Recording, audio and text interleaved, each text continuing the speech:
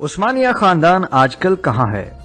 سلطنت عثمانیہ کے خاتمے کے بعد عثمانی خاندان کے ساتھ کیا ہوا اور انہیں کن حالات کا سامنا کرنا پڑا، آج کی ہماری اس ویڈیو کا موضوع ہے۔ ہمارے ساتھ رہیے گا۔ ویورز، 1 نومبر 1922 تاریخ اسلام کا وہ سیاہ دن ہے جب سلطنت عثمانیہ کے خاتمے کا باضابطہ طور پر اعلان کیا گیا۔ ترکی میں سلطان محمد ششم کی حکومت کو ختم کر دیا گیا اور مصطفیٰ کمال پاشا کی حکومت شروع ہوئی، اور سلطان محمد ششم کو ناپسندیدہ شخصیت قرار دیتے ہوئے ملک بدر کر دیا گیا، جو 17 نومبر کو بذریعہ برطانوی بحری جہاز مالٹا روانہ ہو گئے۔ ان کے بیٹے شہزادے ارطغرل افندی بھی ان کے ہمراہ تھے، اور بعد ازاں وہ وہاں سے اٹلی چلے گئے اور انہوں نے اپنی زندگی کے آخری ایام اٹلی میں گزارے۔ ان کی وفات 16 مئی 1926 کو سان ریمو اٹلی میں ہوئی، اور ان کو دمشق میں سلطان سلیم اول مسجد کے قریب سپرد خاک کیا گیا۔ سلطان محمد ششم جب تک زندہ رہے عثمانی خاندان کے سربراہ کے طور پر رہے۔ دوسری جانب 19 نومبر 1922 کو ان کے قریبی عزیز عبد المجید ثانی کو نیا خلیفہ چنا گیا، جو 1924 میں خلافت کے خاتمے تک یہ ذمہ داری نبھاتے رہے۔ اسی کے ساتھ تمام عثمانی خاندان کو جلا وطن کر دیا گیا۔ اندازہ کیجئے، ایک ایسا خاندان جو 600 سال سے زائد عرصہ سے ایک جگہ پر حکومت کر رہا تھا، اسی خاندان کے لیے ان کے اپنے ملک میں جگہ تنگ ہو گئی تھی۔ عثمانی خاندان کو خود سمجھ نہیں آ رہا تھا کہ یہ سب ان کے ساتھ ہو کیا رہا ہے۔ خیر، جلا وطن ہونے والے عثمانی خاندان کے افراد کی کل تعداد اس وقت 156 تھی۔ ان میں سلطان کے ساتھ بہت سے شہزادے، شہزادیاں اور ازواج وغیرہ شامل تھیں، اور کچھ نوکر وغیرہ بھی ان کے ساتھ تھے جو اپنے مالکوں کا ساتھ کبھی نہیں چھوڑنا چاہتے تھے۔ اس کے ساتھ اس خاندان کے تمام داماد بھی جلا وطن کیے گئے۔ خیر، خاندان کے ان تمام افراد کو یک طرفہ پاسپورٹ دیا گیا، سو انہوں نے پہلے مصر جانا چاہا کہ کبھی وہ ان کی سلطنت میں شامل تھا، لیکن نہ تو انگریز حکومت اور نہ ہی وہاں کے شاہ فواد نے ان کو اجازت دی۔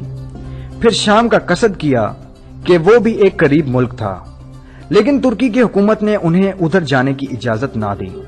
پھر کچھ افراد تو لبنان کے شہر بیروت میں چلے گئے، جو اس وقت فرانس کے زیر تسلط تھا۔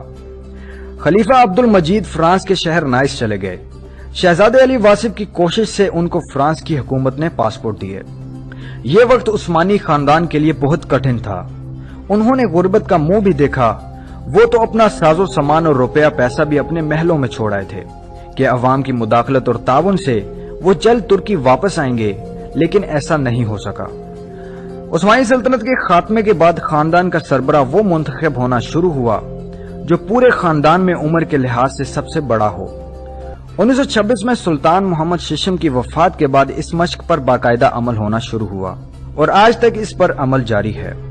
آج کل عثمانی خاندان کے سربراہ دندار علی عثمان ہیں، جو کہ 2017 میں خاندان آل عثمان کے 44ویں سربراہ بایزید عثمان کی وفات کے بعد مقرر ہوئے۔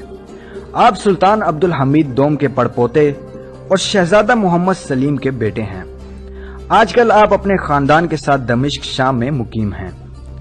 1954 میں عثمانی خاندان کی خواتین کو ترکی میں آنے اور رہنے کی اجازت مل چکی تھی، اور 1974 میں مردوں کو بھی ترکی میں رہنے کی اجازت مل گئی تھی، لیکن خاندان کے بعض افراد نے ترکی سے باہر رہنا پسند کیا۔ آج کل عثمانی خاندان مختلف ملکوں میں پھیلا ہوا ہے، جن میں امریکہ، بلغراد، ہنگری، فرانس، مصر، شام اور ترکی وغیرہ شامل ہیں۔ آج کل ترکی میں عثمانی خاندان کے بہت سے افراد سکون پذیر ہیں۔ سلطان عبد الحمید دوم کے پوتے عبد الحمید کائی خان ترکی میں عثمانی خاندان کی نمائندگی کرتے ہیں۔ آپ 1969 میں پیدا ہوئے اور ترکی میں مقیم ہیں۔ آپ مذہبی لحاظ سے بھی ایک اچھے انسان ہیں۔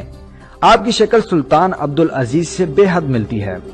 آپ وہی ہیں جنہوں نے ٹیمز اور محتشم سیریز پر کیس بھی کروایا کہ یہ ہماری تاریخ کو خراب کر کے سلاطین کا چہرہ غلط انداز میں پیش کر رہے ہیں، لیکن اس کا کوئی خاطر خواہ فائدہ نہیں ہوا، کیونکہ وہ ہر کس کے آخر یا شروع میں کہتے ہیں کہ یہ فکشن ہے جس کا تاریخ سے کوئی تعلق نہیں۔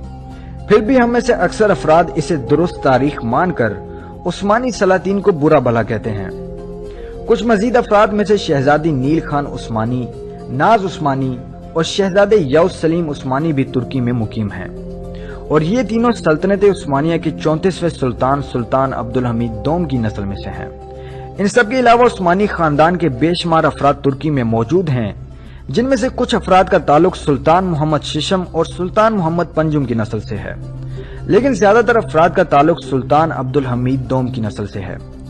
ये खानदान अब इतना वसी हो चुका है कि सबके बारे में इस वीडियो में बताना नामुमकिन है।